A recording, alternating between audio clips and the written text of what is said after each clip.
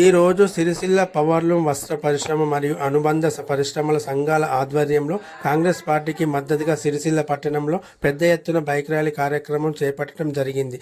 Bike rally Sircilla పట్టణంలోని కొత్త bus stand వద్ద ప్రారంభమై బీవై నగరు, గణేష్ నగరు, సుందరయ్య నగరు మీదుగా వెంకంపేట, పద్మనగరు, సర్దా నగర్ నుండి పాత బస్టాండు, నేతన్న చౌక్ మీదుగా పెద్ద బజార్, గాంధీనగర్, సుభాష్ నగర్, నెహ్రూ నగర్, వెంకట్రావు నగర్ నుండి కొత్త బస్టాండ్ వద్ద ముగిసింది. ఈ బైక్ ర్యాలీ కార్యక్రమంలో గోలి వెంకటరమణ, మండల సత్యం, తాటిపాముల దామోదర్, మోరరాజు, మూషం రమేష్, పంతం రవి, సిరిసిల్ల రవీందర్, కోడం రమణ మరియు తదితరులు పాల్గొన్నారు.